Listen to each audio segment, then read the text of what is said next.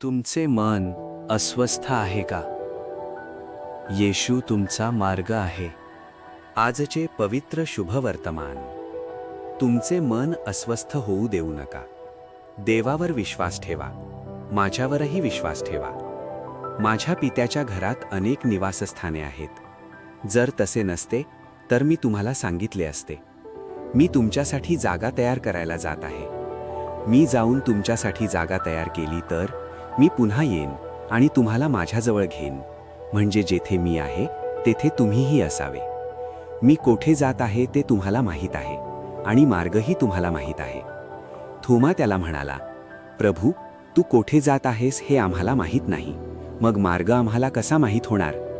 येशू त्याला म्हणाला, मीच मार्ग, सत्य व जीवन आहे.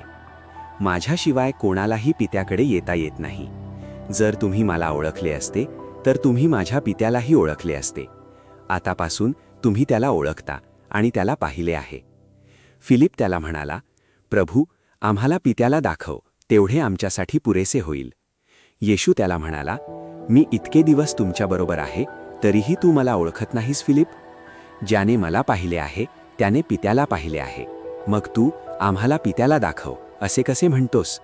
मी पित्यामध्ये आहे आणि पिता माझ्यात आहे, यावर तुझा विश्वास नाही काय? जी वचने मी तुम्हाला सांगतो ती मी स्वतःहून बोलत नाही, तर माझ्यात वास करणारा पिताच आपली कामे करतो. मी पित्यामध्ये आहे आणि पिता माझ्यात आहे, यावर माझा विश्वास ठेवा. नाहीतर निदान त्या कामांमुळे तरी विश्वास ठेवा. मी तुम्हाला खात्रीने सांगतो, जो माझ्यावर विश्वास ठेवतो, मी जी कामे करतो ती तोही करेल आणि त्याहून मोठी कामेही करेल, कारण मी माझ्या पित्याकडे जात आहे. प्रभूचे वचन. मनन. आजचे शुभ वर्तमान आपल्या अस्वस्थ मनांना दिलासा देते. येशू आपल्याला खात्री देतो की देव आपल्यासाठी निवासस्थाने तयार करत आहे. आपल्या शंका कुशंकांमध्ये तो आपल्याला स्पष्टपणे सांगतो, मीच मार्ग, सत्य व जीवन आहे. माझ्याशिवाय कोणालाही पित्याकडे येता येत नाही. येशू हा केवळ एक मार्गदर्शक नाही, तर स्वतः मार्ग आहे.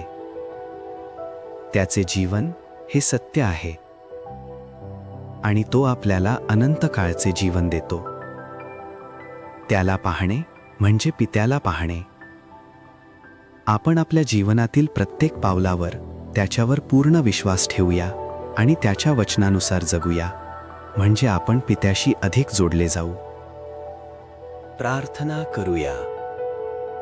प्रिय येशू, तूच आमचा मार्ग, सत्य आणि जीवन आहेस. आमच्या मनात जेव्हा चिंता आणि अस्वस्थता येते तेव्हा तुझ्या शांतीपूर्ण वचनांनी आम्हाला दिलासा दे. तुझ्यावर विश्वास ठेवून आम्ही पित्याकडे येऊ शकतो, यावर आमचा विश्वास दृढ कर. तुझ्या प्रेमात आणि कृपेमध्ये आम्हाला सतत मार्गदर्शन कर, हीच आमची प्रार्थना. आमेन. मराठी वचनमध्ये आपले स्वागत. आज आपण येशूच्या शांतीपूर्ण वचनांवर मनन करूया. दररोज नवीन शुभवर्तमानासाठी सबस्क्राईब करा. देव तुम्हाला आशीर्वाद देवो.